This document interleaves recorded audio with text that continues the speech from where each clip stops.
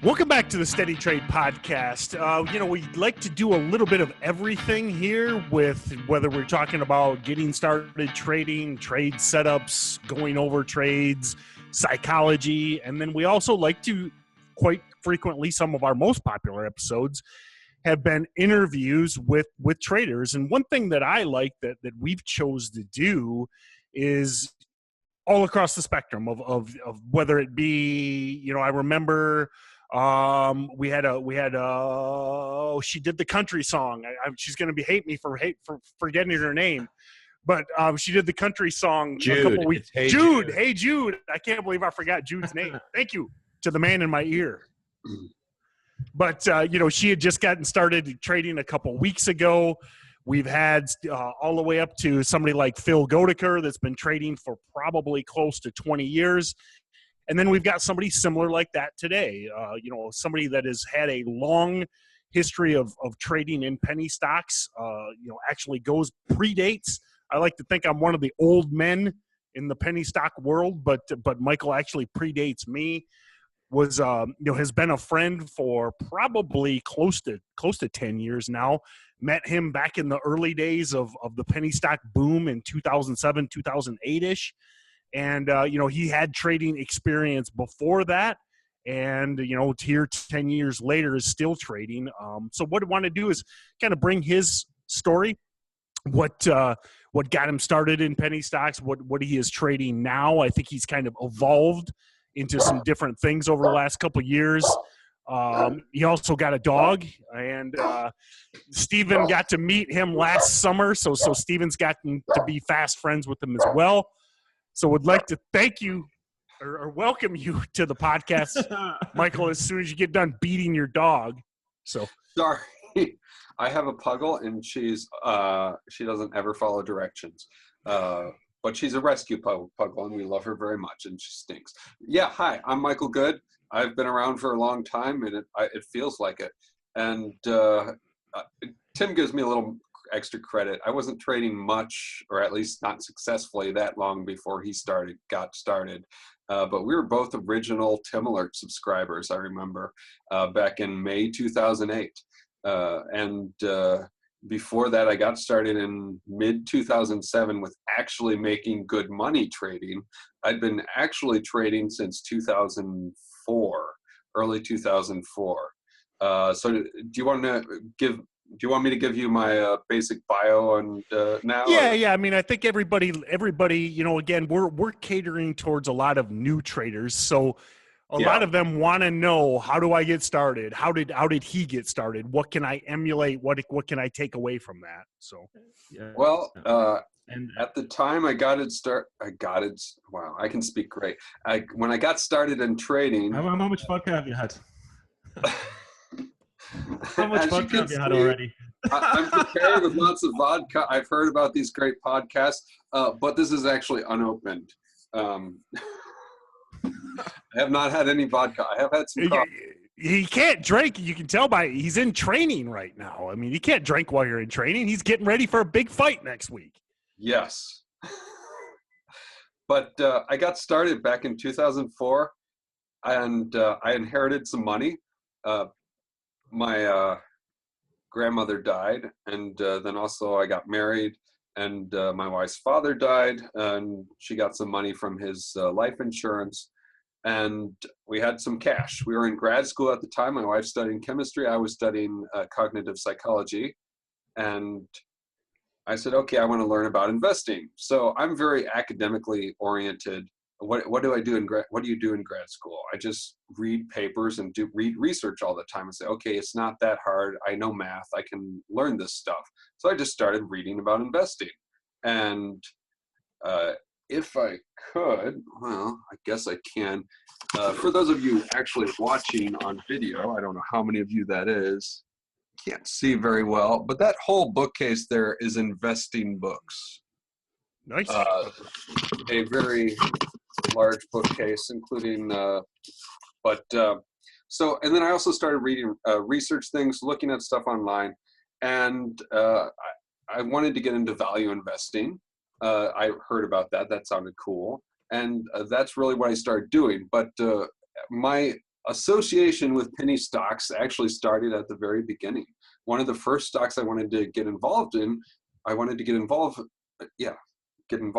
was a little stock called U.S. wind farming, USWF, on the pink sheets. And I didn't know anything about Edgar. I didn't know anything about SEC filings. I didn't know about, how the pink sheets were bad.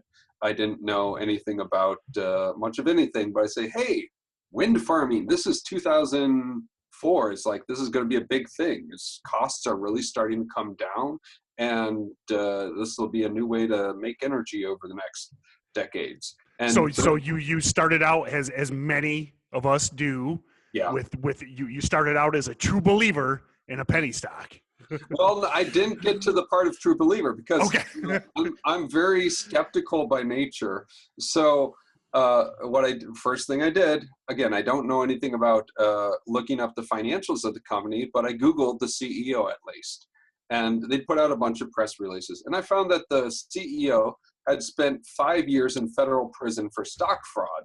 And this was in a scheme, basically alchemy, with the University of Texas Austin chemistry professor. They told investors they were going to find a way to turn base metals into gold.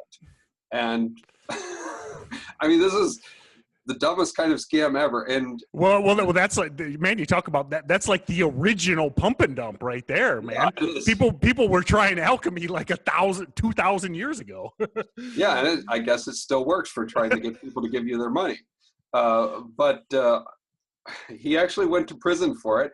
I sent him an email. I said, hey, is this the same guy? I mean, his name wasn't that uncommon, but it wasn't super common either. And he responded. This was at the time that Martha Stewart was in jail for insider trading. And he said, hey, unlike Martha Stewart, I'm not going anywhere. And if you don't want to invest, if you think this is too risky, that's fine. Don't invest. But I assure you, big things are going to be happening over the next year. And he was absolutely right.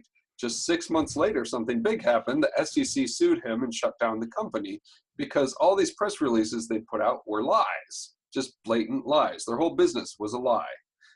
And poof goes them. And that was my first introduction to penny stocks. And I said, hey, that's really cool because it's just an absolute fraud. And I knew about it ahead of time. Well, the basics. I didn't know how to research it, but I knew that this guy was a fraudster and he was running this public company. And at the time, I was doing some random trading. I mean, like day trading GE and Amazon, shorting, buying, trading options. I was trying anything.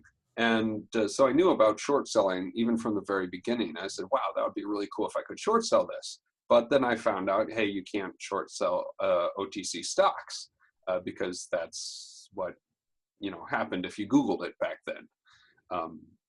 So that's which for the listener, and Michael will get to that. Back in the day, I like to say all the time, there was all this misinformation that you would research these things and you would be like, oh, they can't be shorted. You would even read.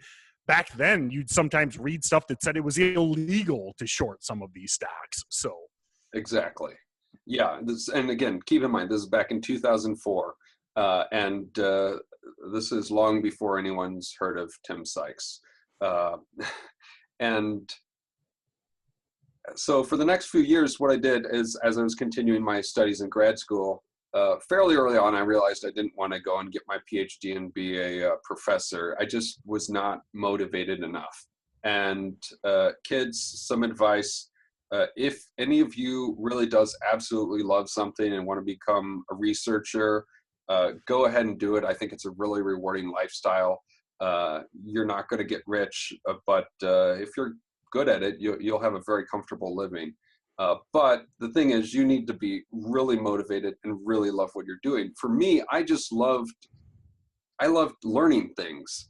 And after a couple of years of learning this one thing, like, well, the actual details of memory and attention aren't really that exciting to me. I want to learn something new.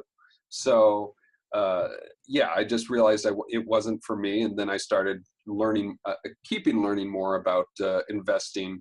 And my goal was to leave grad school. I left grad school with a master's degree. So technically, I should be addressed as Master Goode. And can we just do that for the rest of the podcast? Just as a rule.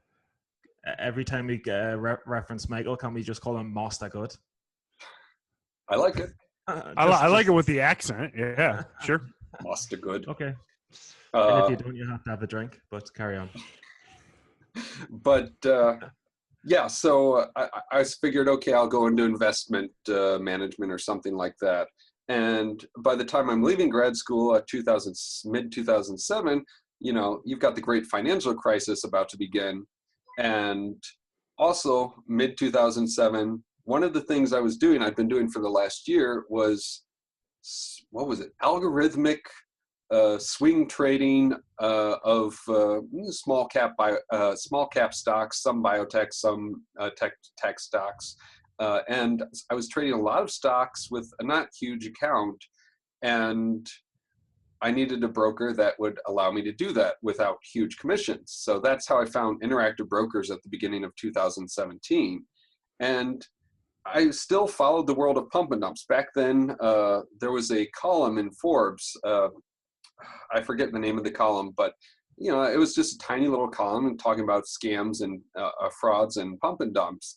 And one time in the summer of 2017, I said, okay, I'll look up this pump and dump and see if it's shortable at IB. And it was shortable at IB. And everybody always yells at me on the podcast for interrupting. So I'm good, but you just to help you keep on your roll. You said 2017 twice. You meant 2007. So, I did mean 2007. Sorry. Time is difficult for me. Now, if you are big into physics, you might understand the concept of block time, and I actually function in block time. So time is not like an arrow for me. All time exists at once. Sorry. So 2007 was when this was happening. And I said, oh my gosh, at Interactive Brokers, I can actually short these pump and dumps. So I'm finishing up, tidying up my thesis to leave grad school, trying to get real jobs. I get one interview with the St. Louis Federal Reserve for a data and analysis position that would have paid me, I think, about $30,000 a year with no hope for any advancement ever. And I said, to hell with that. They didn't even offer me the job. They just got me an interview. They said, to hell with this guy. He's got the wrong qualifications. But I did find a friend who was also about to go into finance, found that his finance jobs offers were gone because of the great financial crisis. So I started running his tutoring company. And that paid me some cash and occupied some of my time. But really, starting in the summer of 2017, I started making a bunch of money just sort of swing trade shorting pump and dumps. And I was not using any good risk control. And essentially what I was doing is I'd short one, wait for it to collapse, and then find the next one or two, and then take all the money I made from the last one and just get a bigger position. And do that 5 or 6 times. And, soon I have a blog post about this. Again, I don't want to get into exact numbers because it's sort of confusing. Again, my blog, I have to pump it, goodetrades.com, GOODE trades.com. And gosh, if you search it for SEC filing DVD, I talk about my actual performance from this time and show some account statements. But it was weird because I was adding money to the account and also taking some out. So it's not like I started with X amount of money and then boom, 6 months later, it's $200,000 or whatever. I started with somewhere around $50,000, made a couple $100,000. I probably added money on, I did add money on the way. But yeah, I 5 or 6 pump and dumps. And I started with like a $10,000, $20,000 position in Continental Fuels, CNFU it was later. At the time, I forget what it was, CFUL maybe, and I blogged about it. And then I also write, I was doing activist short selling before it was cool. I mean, this is back when most people had not heard of Andrew Left and Citron Research. Actually, back then, I think it was still Stock Lemon. And I write on Seeking Alpha. There was this one stock I wrote about, and gosh, I still regret it to this day. I could have shorted it, but I didn't short it before writing this article. And the day I wrote the article, my dog said, "Hey." I'd rather listen to that dog than Steven any day. That's fine with me. So. Treat. I will bribe you with a treat. I will bribe you. I am not above that. I did this with my kid too, although hopefully not too often. Treat. Sit. Good girl. Where was I before the barking? You were shorting before it was cool. Well, basically, you were kind of getting into the idea of activist articles and stuff. Yeah. This one stock I wrote about, H2 Diesel, later became, I have no idea what it became, but I wrote about it, posted on my blog. Nothing happened. The next day, no news. That reposts on Seeking Alpha. The stock drops 50%. And the stock never, ever, ever recovered. When I wrote about it, it was an OTC stock. It later uplisted to the NASDAQ. Eventually, it delisted from the NASDAQ, went back to the OTC. And from that time when I wrote about it, I think it still might even be public, but it never, ever, ever recovered after I wrote about it. Because it wasn't a pure scam, but it was pretty close. They were talking about biofuels and how their stuff is so much cheaper than the normal biofuels, but all they were doing is taking, It's plant oils basically, or used consumer oils, and then adding in some detergents and surfactants so it can be used as biodiesel. But they weren't actually doing any chemical reactions. And that's why it's so much cheaper. They're not doing anything special. So the people they say they're competing against, they weren't really competing against. They're just doing something different. And it helps that, again, my wife's a chemist, so I could ping her. And actually, I remember talking to somebody at my university about that too. I did that with several other stocks. At the time, I was in St. Louis at Washington University in St. Louis. Boostle, yay, whatever.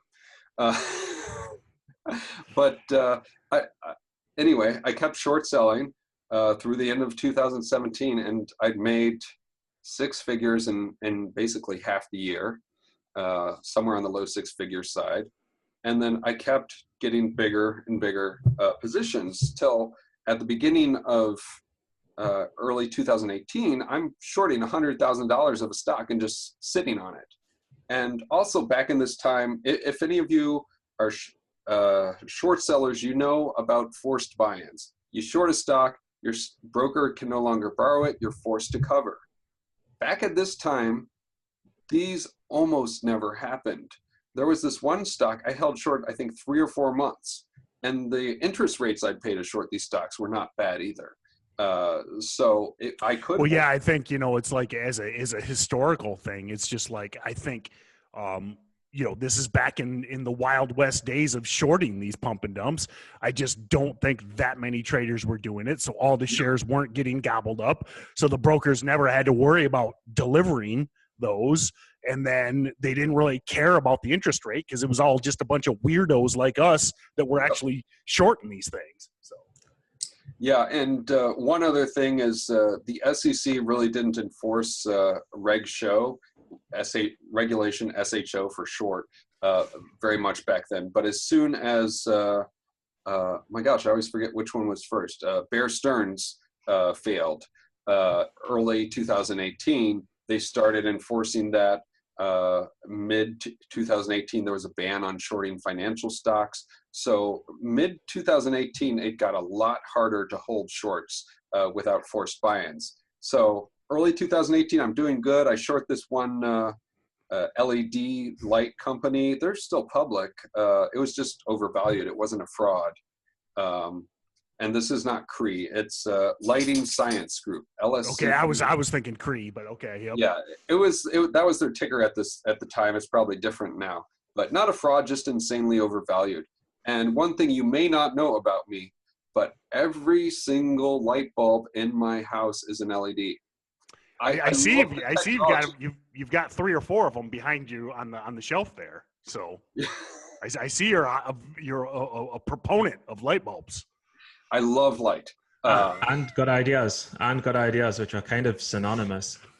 But Michael, I just want to interrupt because I want to say, for the modern trader, which I'd consider myself, I'm not a great modern trader, but a modern trader.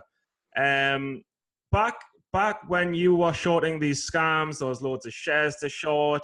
You didn't have the forced buy-ins. Sounded pretty fun and not easy, but there was potential there. But how does it compare, the market then to the market now?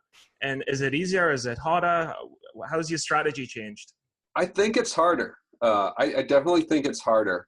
And so also early 2008, I heard about Tim Sykes, and then eventually mid 2008, I signed up with him and became a proponent of his. And he taught me a lot of the day trading stuff. Now, all the research, understanding penny stocks, I already knew about that, but the intraday trading, charts and stuff, I wasn't really doing anything with that before. But the interesting thing, and I still tease Tim about this, since he makes so much of me having written this blog post called "Tim Sykes is full of bullshit." Now, this only makes, it's bullshit with a P. It only makes sense because at the time, his publishing company was called Bullshit Press. And I was saying, I don't think his trading methods can really work for many people. So in that blog post, I said, okay, one of the things that's problematic with this is these stocks are often illiquid. I think the more people that learn this strategy, the less well it's going to work. You have problems with being able to borrow shares to short, et cetera, et cetera. And I still think many of my critiques are valid. Now, I was overly confident in my conclusion, which was that it didn't work. And a couple months later, I ended up signing up with him, and I learned a lot from him. But I definitely think it's gotten harder as more people have learned about it. So especially shorting stocks, it's just so much harder to get a borrow nowadays. You need a special broker. Interactive Brokers usually doesn't have shares, whereas they'd been my go-to broker for a decade. But on the other hand, the more shorts there are, the more chance you have for crazy short squeezes. And like, for example, today we saw in this one stock, I don't even know what the name is, CHK. CHEK, yeah. Yeah, Check Cap Limited. Moved from $4 a share to almost $20 a share in 3 days. And Tony was long that, right, as well? He was. Back in 2008, I mean, you'd have a bunch more pump and dumps back then. But for a non-pump and dump, low float NASDAQ to do that, I don't think you tend to get that kind of a move. Obviously, you have in the past, like back in the tech bubble and whatnot. I mean, there's still plenty of volatility in the market. I just think things are a little more complicated. And I have to say, I still work with Tim Sykes. And the first thing we tell people is, if you subscribe to Tim Sykes or some other guru, or if you just follow one trader on Twitter, do not follow their trades, because with slippage and not understanding how they're trading, you're going to lose money. I did that to Tim back in the day, and it actually worked. I think I had like 70%. Did used to work. Let's put that on. I had a 70% win percentage, actually literally just following his trades. Now, I was learning at the same time, so I wasn't just being a sheep. But still, again, things have gotten more complicated since then. Okay. I mean, that just brings me to another question that I know a lot of people, because a lot of people will be watching this podcast on you thinking, what can I learn from this guy he's made 2 million plus, is 2 million plus now. I don't know what the latest figure is. But I mean, I know because I met you in Italy in Positano, then I met you at the conference, and because I know you've got a fun game coming up later on in the show, which I'm sure you're going to love. But I know a lot of people want to ask me, what advice would you give to people today to get started in the market? I've been privileged to see you in Italy, and you give some really good advice. Starting small, the fact that certain millionaires, they just had the right look at the right time, and they didn't take those bad losses when they were in the gunslinger days, kind of thing. Do you want to build on any of that? Yes. So I was about to get to that in my story of my trading. So I had Lighting Science Group. I don't know. No, it must have been. You'll have to look at my Profitly record for the true details. I ended up making about $90,000 on it. So I think I must have had like a $200,000 position, and it dropped about 50%. So a huge position. I held it for a month, made a ton of money. The next stock I had a position in was weird. It was a low volume one, really high market cap, looked like totally like a pump and dump. There's this pump and dumper involved in it, but there wasn't much volume, and I couldn't find an active pump of it. It was very hard to find shares to short. I did find shares to short at Interactive Brokers, and I shorted it, about $100,000 position at $13 a share. And this is Max Life Fund Corporation. Doing stuff with life settlements in Canada, but their actual assets were negligible. They had a $600 million market cap. It was stupid. So I figured, okay, as soon as the actual pump starts, this gets volume, this is going to crash. The pump never started. A month later, somewhere around May, the stock starts to slowly move up. And I'd actually probably tweeted about this. No, I blogged about it too. And ended up, I got some emails or phone calls from different people, including some purported hedge fund managers saying, how the hell did you get shares to borrow of this? We can't find anything and we want to short it like crazy. So I was pretty much the only short seller in this. And then it starts going up. I'm like, okay, 13, 14, 15, 16, 17, 18. And I'm like, I'll just hold. That's what I've been doing. I can hold through, 100% drawdown on this. When it hit 24, I also got a forced buy notice from Interactive Brokers. And I think this was only my second forced buy-in notice. And I say, shit, because the volume is just not there. And so just real quick for the newer traders, where Michael's about to say, if there's no volume, you're stuck short. You're basically trading against yourself in essence. So yeah, every 100, 200 shares I'm buying is driving the stock up 20, 30 cents. It's just a really illiquid stock. So that day, by the end of my buying, it had hit $28 a share, and that was its peak. Which is the way it always seems to work, but yeah. I ended up, I still had some short. It did drift a bit lower, but I ended up taking about a $90,000 loss on that. So completely wiping out my gains from the previous good trade. And then I also felt like crap. And this is the same point I left my friend's tutoring company and went full time. So right after losing $100,000. So it was quite horrible emotionally, and I was a lot less emotionally stable then than I am now. And I know I sound so calm, but I was a total had not just no self-control. I still have no self-control, but I had big anger issues back then. Like I would throw my keyboard and my mouse and break things and kill people. It was horrible. Killing people is just a joke, though. I didn't do that. Allegedly, yeah. But it felt horrible. And after that, I took my position sizes down a ton. But still, I traded sometimes with big size, because I wanted to get those big scores. I wanted to hit a home run. I knew it would feel awesome to make $100,000 in a trade.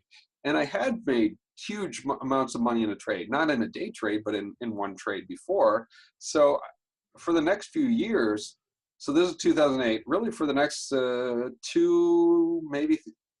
or 3 years, I'd still occasionally have big position sizes. And one of the trading strategies I used, again, this is back before Andrew left of Citron Research was well known. I'd set up a little bot or a little algorithm program to scrape his website, so I know right when his website is updated. And then he announces a new short, I'd short it, and then I'd cover as the stock dropped. It was a great trading strategy, but then I just trade it too big sometimes, and occasionally I messed up. And this one time, I think in early spring 2010 or 2011, I was up 100,000 for the year. Right at Valentine's Day, my wife and I go off to the beautiful, beautiful place to go in February, Seattle, for Valentine's Day weekend, and have a great time, spend a little bit of money. I was still very frugal back then. And this whole time I was trading back then, the neat thing is I did not need any of the money I made because my wife was working full time. She didn't have a highly remunerative job. It didn't pay great, but it paid more than all of our expenses. And so that allowed me to take bigger risks. But anyway, I'm up $100,000 for the year. Then over the next month, over the course of really in 3 trades, I need to interrupt myself. I was up 80,000 for the year, just to correct myself.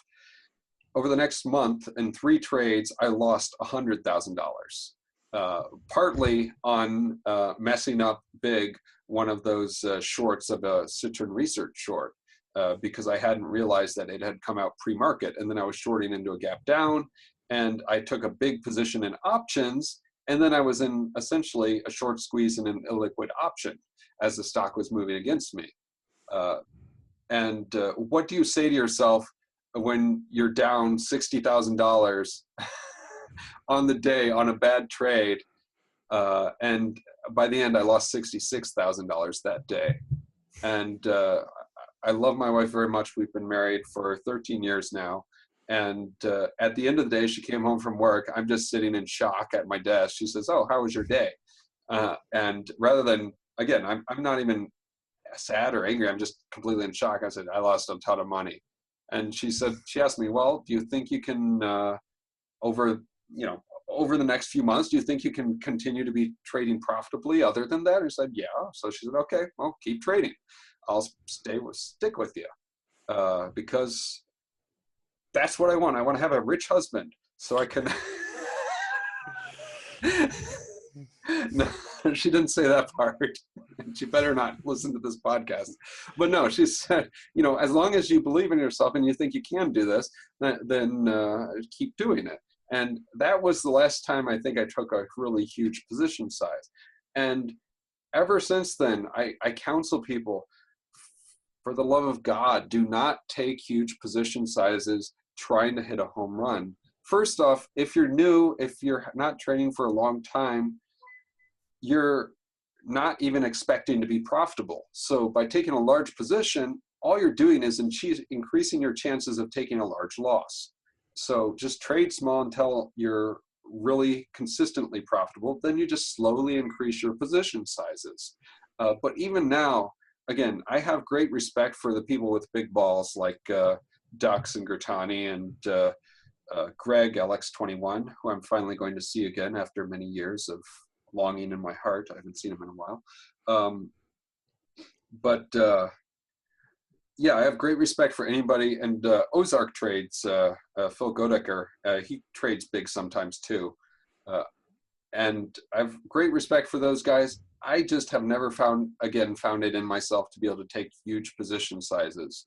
So I don't. And the thing is, you can make good money just hitting consistent singles. And sometimes my percent gains will be amazing. And sometimes even my dollar gains will be great. But my risk, I've never had, since that point over the last 5 years, I don't think I've ever had risk over 50,000, probably not over 30,000. And I've done perfectly fine. And I would have been even able to make a lot more money than I currently do if I'd done more research, worked harder, made more trades. And I mean, my average trade size is probably $10,000, which is funny considering I have $500,000 in my accounts. but you don't need a big position size to make good money.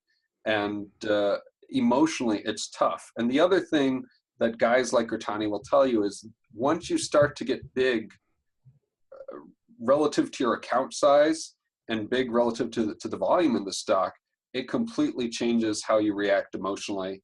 And once you start to get big relative to the volume in the stock, it makes it a lot harder because then you have to deal with the issues of moving the stock. And okay, well, I can't just panic and get all out in one trade. I need to slowly cover into dips or something like that. And I don't want to deal with that crap. So since that point, and then also soon after that was when I really started in detail tracking my trades. I tracked all my trades since 2007, I think, but it was just like one big spreadsheet. Since 2010 or 2011, I started breaking it down by exact strategy. So I say, okay, these are when I'm shorting long-term shorts of pure pump and dumps. These are when I'm trading based on, buying this NASDAQ stock that spiked and then dipped back to support. And which we've talked about a lot about, of that on the podcast, naming your setups, and then tracking that particular setup because yes. You've seen it. I've seen it. A lot of these guys, they don't even know what is making them money. Lots of times they think the opposite. They think that, going long makes them all their money. And then they look at their stats and wait, it's all going short. So. Yeah. And when I started doing that, I realized that I was not making much money at all trading NASDAQ stocks.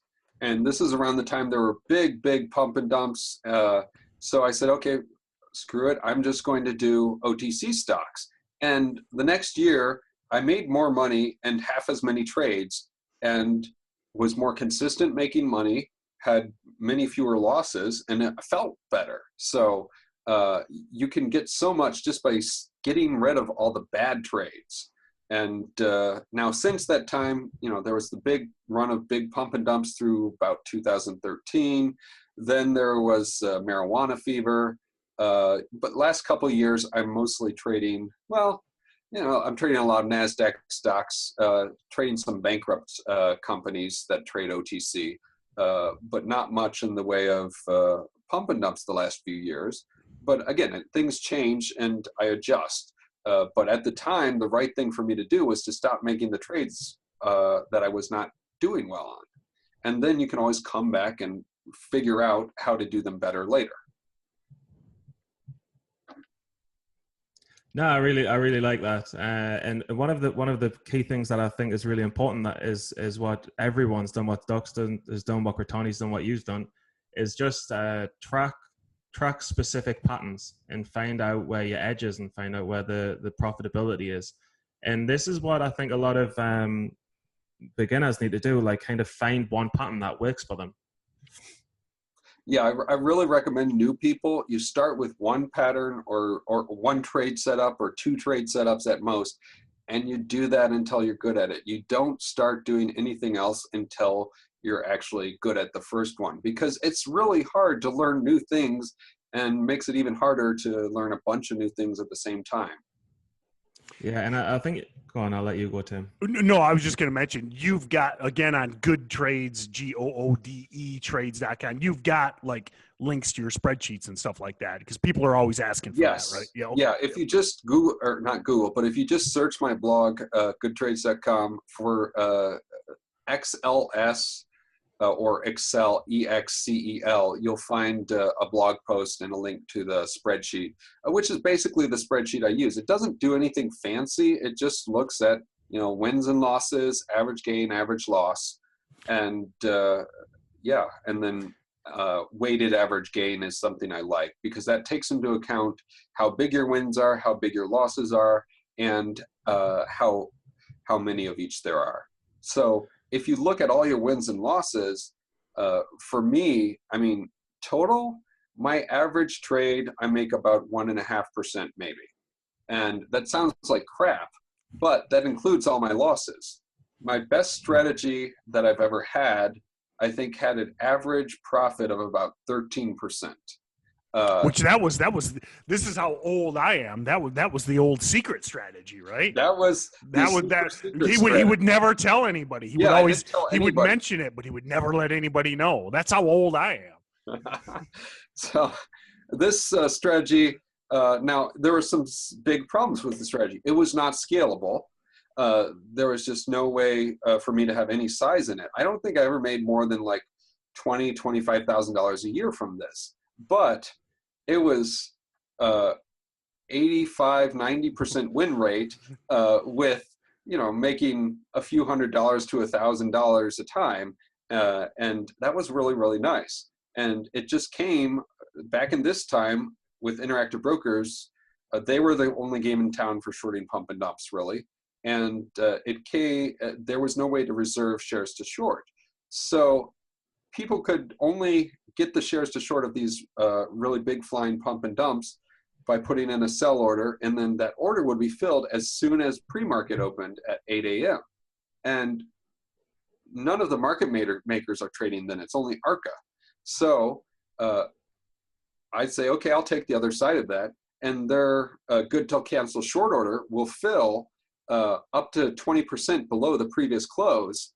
And that's the key. I also had to look up the rules, because if it's more than 20% below the previous close, the trade will be busted. It's a bad trade because it's outside of where it should trade. But I'd put in a bid on ARCA just 18% below the previous close. So then if the pump just opens up the same as where it closed, I make 18%. And if it gaps up, I make more. And if it absolutely collapses, which, that did occasionally happen, maybe I lose 10, 20% at worst. So it was an insanely good strategy. Yeah, that's... But the biggest dilemma, you'd only get small fills, right? Right. Yeah. I get small fills. But that's okay as long as you're looking at it in terms of a portfolio of different strategies. And, hey, that money, I didn't make enough to buy a Lamborghini or anything, but that money sure paid the bills. And or paid that, probably made $60,000 over the years from that, maybe 50, who knows. That's enough for more than enough to have paid for my nice, awesome supercar that I have, that I bought just a year ago. It's called a Ford F-150. And the boat. And the boat. Do you still have the boat? Yeah, I still have the boat. It got fixed at the end of last year, finally. Nice. So the problem is, the first time I took it out, this is a 22-year-old now, tiny little jet boat. Bought it for a whopping sum of $2,000. Needed a complete rebuild of the carbs, and but then first time I take it out, it sucked up some rope into the pump, and that jacked it up. But I took it out at the end of last year, late September, and it was nice. Although my wife complained that the water by then was too cold to get splashed with it. I said, I want to do some cool 360 moves and stuff. I was gonna say late September in Michigan can be pretty sketchy for boating, for sure. So. Yeah, it was 80 degrees that day. Oh, though, okay, so all right, okay. The water was like 50, but.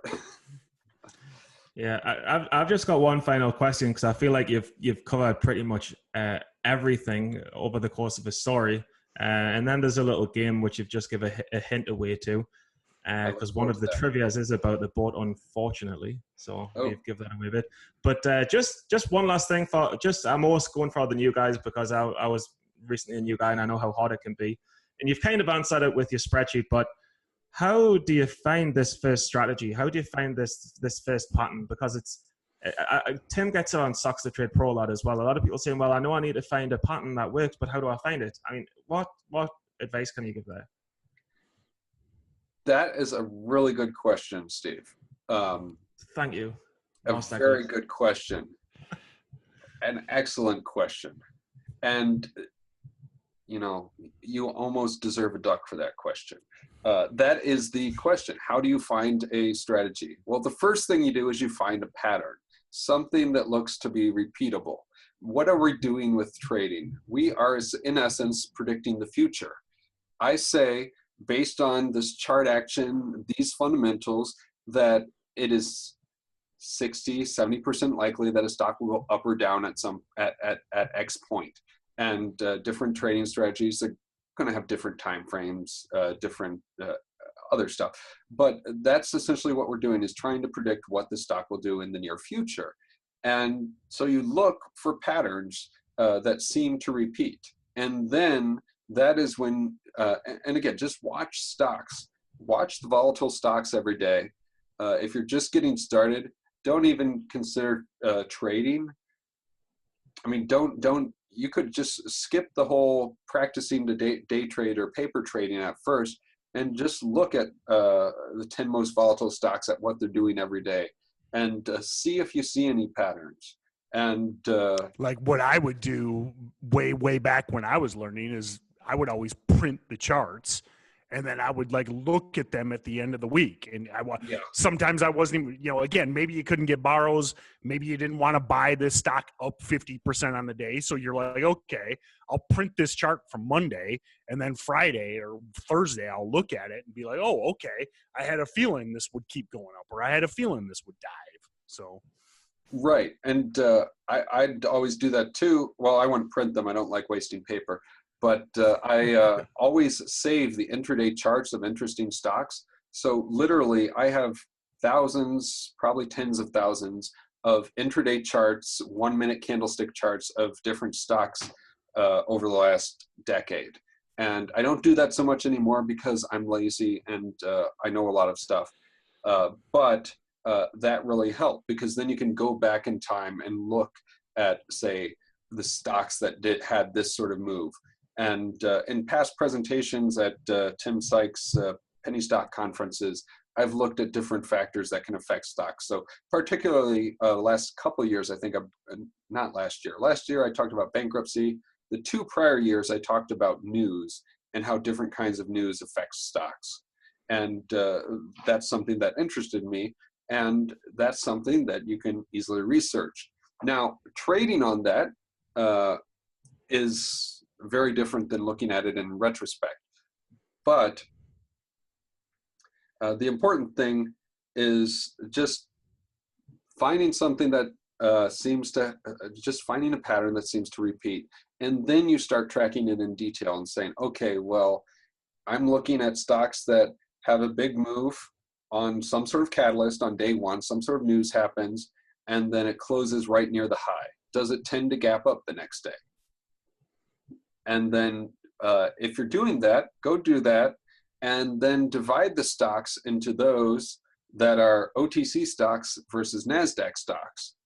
And I'm sure you will find a neat little interaction there, which, if you're not statistically focused, means that the NASDAQ stocks, I think, are far less consistent in gapping after a strong close than OTC stocks. So what Tim Gertani talks about as one of his early on favorite strategies, besides just buying the pumps that were awesome at the time, just note, don't buy pumps now. They all suck. The SEC and the Department of Justice have helped to crack down on a lot of rampant pump and dumping, although you've still got lots of sketchy stuff going on. But the old email style pumps are not in vogue, and there's still plenty of them out there. They're just not ever worth buying. But anyway, so Tim Gertani, one of his strategies was buying OTC stocks that have a big move and then close strong and then sell into the gap. And that's one of the things I do too. It was really consistent. Now, sometimes you'd have a fairly sizable loss, particularly if there's negative news overnight. But I did that a ton on marijuana stocks back in the original marijuana run days. What was that, 2012, 2013? Yeah, it was like, I think it was 14, 15, but anyway, somewhere in there, but yeah, so. Yeah, again, time still doesn't, hard for me, block time, everything's the same. But yeah, or just any, and it wasn't just marijuana stocks, it was all kinds of OTC stocks. And you can look for other patterns, plenty of other patterns too. Obviously, looking for gaps is great if you have a small account under the pattern day trader rule. But that being said, if you don't find enough consistency in the trading strategy with that, don't do it just because you're trying to avoid a day trade. because if you make a bad trade to avoid a day trade, that's bad. You always want to have a good edge on your side. So yeah, that's really what it is you look for patterns. And the thing is, go and listen to people that trade stocks that have experience like me, or anyone named Tim, basically. Anyone named Tim. And they'll tell you what patterns they trade, figure out how they do that, and then start tracking that.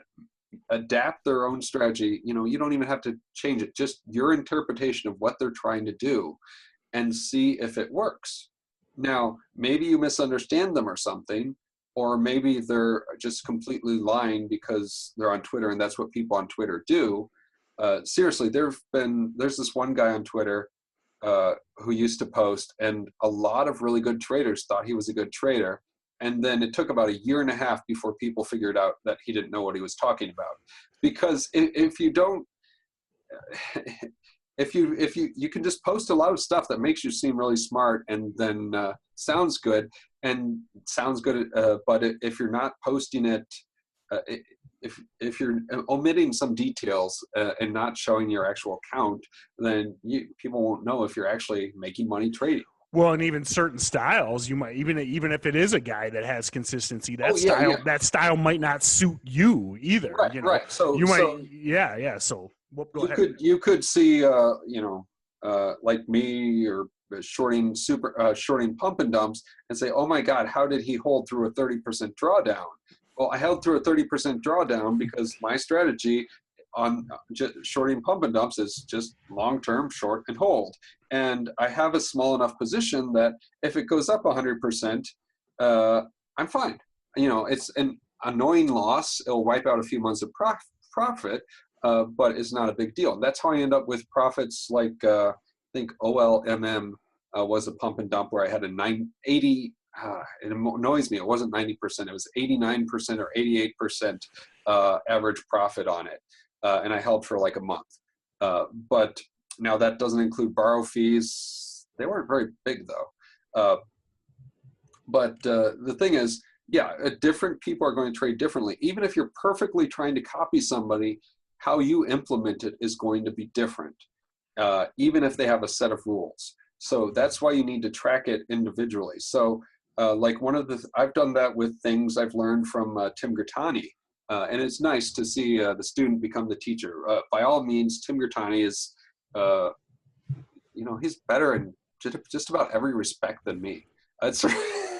Hey, I'm right there with you, brother. Trust me, I call him the golden boy all the time. I'm like, he's nicer than me. Exactly. Better looking. He's taller than me. I think his arms are bigger than me. It's like so humble too. But anyway. What was the whole point of that besides I like Tim Gertani? Oh yeah, I learned something from him. One of his first talks he gave at one of Sykes' conferences, when he talked about he doesn't buy the breakout of a stock. He buy because stocks will tend to spike a bunch on the breakout, wait for it to dip, and then buy it as it starts to bounce off support. So then I said, okay, that sounds like a good idea. I'm going to look into that and start tracking how I would trade those and start trying to trade that. And then, of course, just because he said, I'm not doing that just because he says it's good. I'm looking into it because he says it's good. But how I implement it may be completely different than how he implements it. And maybe it would end up not being good how I do it. But definitely look at and investigate potential trading strategies that other people talk about, as long as it's clear enough that you can investigate something. Now, if somebody, and I'm going to totally, not meaning this as a diss to any particular person, although to old people it might sound like that. But if somebody says, well, you just buy the dips and sell the rips, then okay, that sounds like a good strategy. That does not tell you anything about when to trade that. it doesn't tell you anything about in what situations you're going to trade that. If you just do that randomly on random stocks, you're going to lose money because you'll buy stocks that are dropping and they're going to keep dropping. You maybe look, if you do that only with stocks in an uptrend above their 200-day moving average or above the VWAP or something like that, it could work perfectly fine. But I'm just trying to say that there's little details that matter a lot. And you need to pay attention to that. That's why you don't just start trading and start doing trades just like your favorite guru. That will not work. I mean, not even getting away from the whole point of just following like a sheep some gurus' trades. Don't even just say, okay, I'm going to trade just like you. I'm going to find this dip buyer. I'm going to find this supernova to short. First, look at how you're going to do that before actually starting making trades. But Michael, so it can literally be as simple as, so when people are thinking, well, how do I start? It can literally be as simple as saying, if stocks just ran 30% on the day with over 1 million or 2 million or 3 million volume, what does it do the next day? And that's maybe a way of starting. That is a way of starting. I think that's too simple. Well, you want to be a little more, that's fine, I think. But you want to exclude a lot of cases. You don't want to spend too much time just investigating very vague things. So like, stick it up. So go and for your homework, if you're new to this sort of thing, and look at supernova stocks that are up over 100% in 3 days, with each day the stock being up a good amount. And look at how they do the next day, and look at the intraday chart on the 4th day, and see if you see any sort of pattern there. I am going to not guarantee, because I don't guarantee anything, but I am very sure that you're going to find a very clear pattern on day 4. Now, this doesn't tell you anything about what will happen on day 3 or day 2 of stocks that have already run up for 1 or 2 days. But it does tell you something about what will happen on that day 4.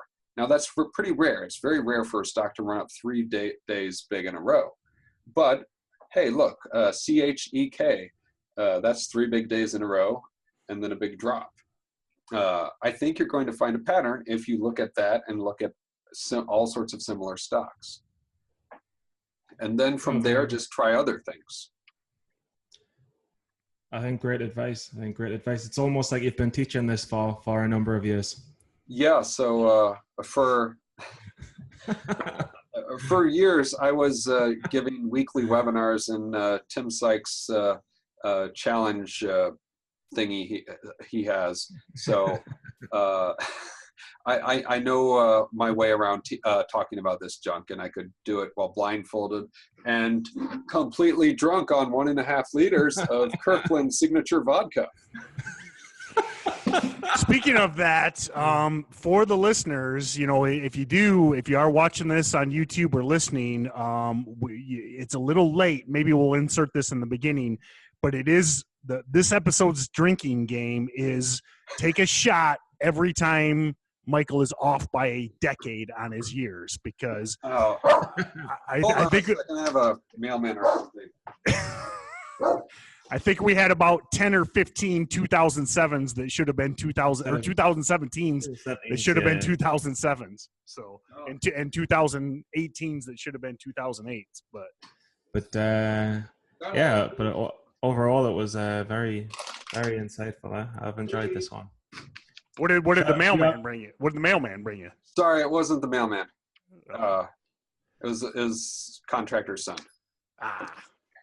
Tim, do you have any final questions, or before we jump into a No. I think well, Stephen or Michael is a wealth of knowledge. He's a bottomless pit of knowledge.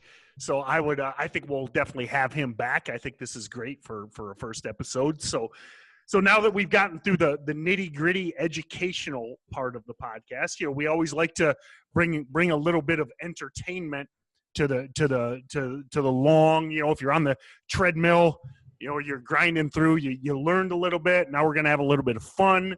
So Stephen has put together a presentation, a game.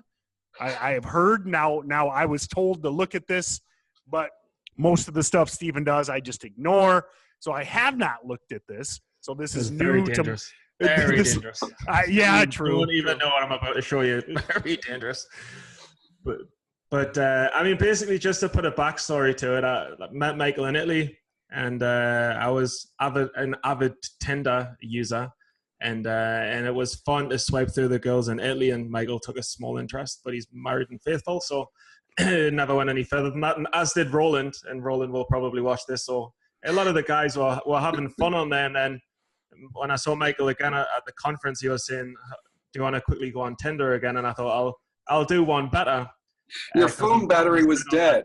Your phone battery was dead. I asked you to borrow your phone. I didn't even tell you what I was going to do. And I was just totally going to flip through Tinder. I was like, what? Why is he doing that? Why does he want my phone? I was like, shit, Tinder, of course. But I thought, I let you down, Michael. I really genuinely let you down that day. And who knows who we would have matched? Who knows?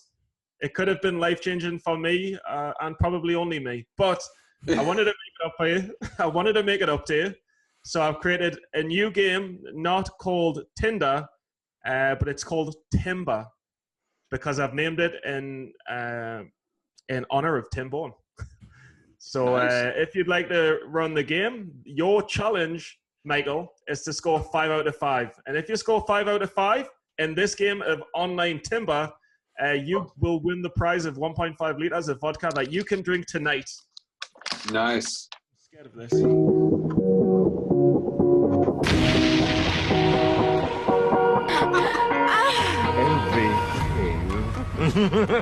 Yeah. Yeah, baby.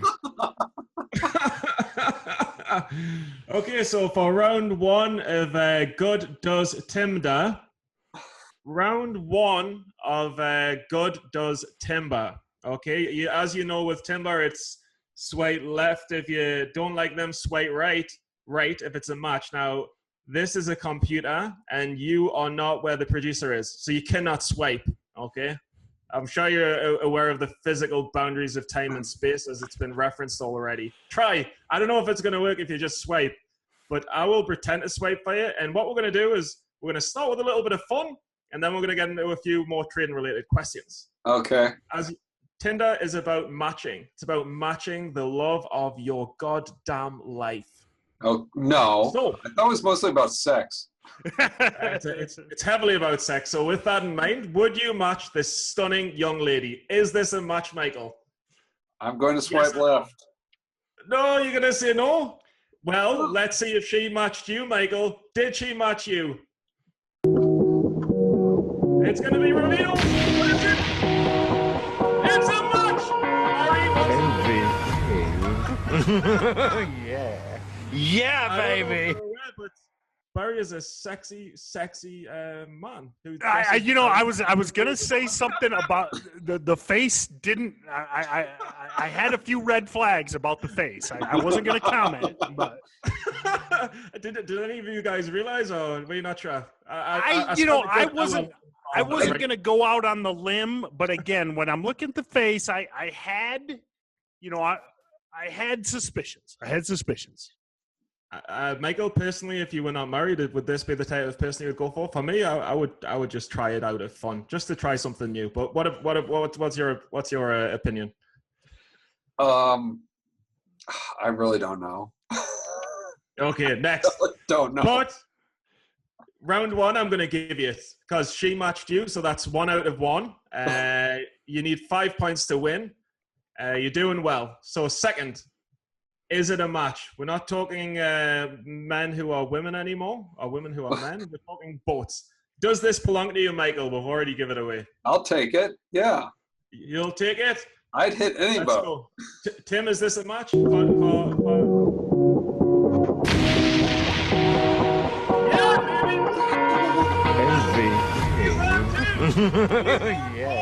baby. Yeah, baby. I didn't quite have a chance to answer, but yes, I was going to say. I mean, I could kind of see Michael. You know, he's a weekend handyman, a lot like me. He likes to improve stuff, likes to do little construction projects. You can tell this guy's got a little lamination going on the beam of this boat. He's fixing it up a little bit. The pink and purple scheme kind of makes me think of Michael. So yeah, I would have. I didn't have time, but yeah, I would have put him in this little bitty boat for sure. So Okay, I'll let you two both answer, and maybe even the producer can answer. We'll just throw all of you in the next one. Okay, so Sounds good. Michael is on 2 out of 2. We need to get 5. This one kind of makes no sense at all as a match, but I'm going to run with it anyway. Michael, your biggest win and your biggest loss. 10 seconds on each one, if you can go. Biggest win on a trade would be 90,000 or so on Lighting Science Group. Biggest loss was, I think, 66,000 or so on TRK. It was like some race sport thing. I described that. Okay, brilliant. I'm gonna let Anya. Anya is the. Anya is one of my daughter's friends. She's cool. Okay, for this one, I'm gonna ring Anya. Anya, it's a match. Michael.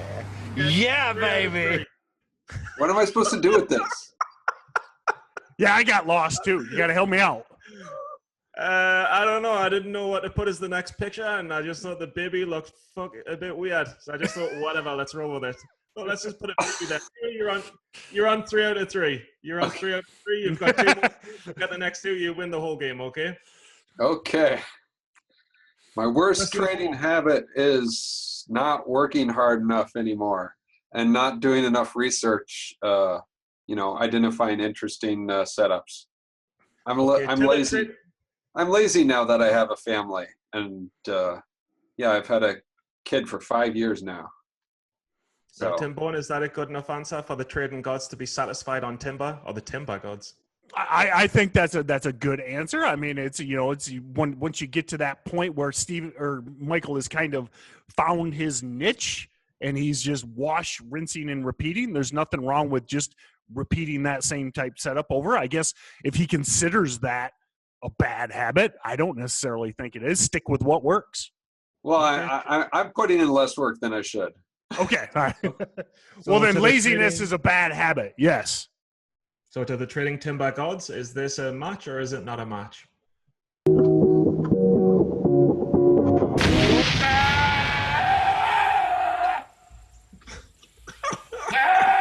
But that's a goat.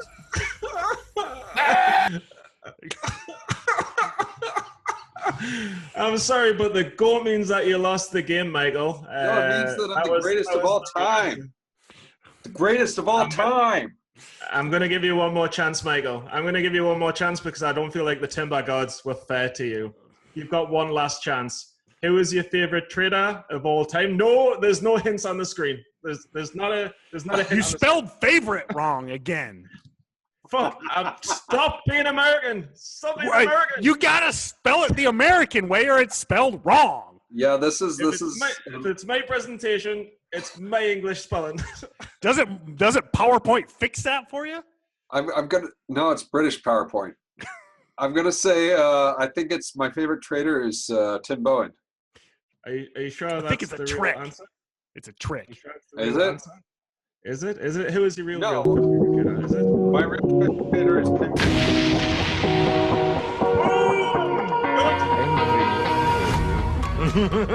You went after all. Yeah, baby. Good you are. I appreciate that, Michael. I mean, him and I do go back. I mean, we've gone squirrel hunting together. We've had arm wrestling competitions. We've had a lot of good times for sure. So I appreciate that, Michael. So. And I think, Michael, in a competition where there are no rules and where the rules do exist, they just change. I think 4 out of 5 was a pretty good result. Hey, I'll take it. 80% is a good winning percentage in trading. Yeah, 4 out of 5 on something you had no idea what you were doing. Hell, you gotta love that. So. Can I briefly just take a second referencing back that boat slide? I actually bought a boat off Craigslist, a little kayak that had a huge crack in it. And then I, got plastic welding tools to fix it up. And then after I get it all fixed up, I try to sit in it and I realized, oh, I'm too big for this. Like literally my hips are a half inch too wide. So then I had to end up selling it off, and my wife will make fun of me forever for this. Okay. Congratulations, Michael. I think you'll always be remembered as the first ever Timber winner, as well as the first ever Tim Millionaire. What will overall be what you'll be most remembered for? I will not know. Time will tell and shape your own destiny. But I want to thank you for being on the podcast. I'm very happy to be here. It's been a lot of fun, guys. And as always, make sure to check out SteadyTrade.com. Send us your questions. Make sure to comment. We went over quite a bit. We didn't even really scratch the surface with Michael's knowledge. I mean, again, years and years and years of experience. We'll for sure have him back. Hit the comments if you got a question you want us to follow up with him in the future. And again, thanks a lot, Michael. And thank you, Stephen, for putting together that incredible slide deck. And thank you all for listening, and we will see you next time. Hi, this is Aaron, a.k.a. Double A Ron from New York City, and I like to go outside and find a stray dog, preferably an aggressive breed like a pit bull or a Rottweiler. Then I get real close, stare it down eye to eye, until it starts to chase me. Then I run. That's right, I run! While listening to Stephen and Tim on the Steady Trade podcast. You can register to win real actual prizes at their website, SteadyTrade.com. And if you really like what you hear, give the podcast a 5-star rating and write a glowing review on iTunes. I did, and this is how we say goodbye in New York City.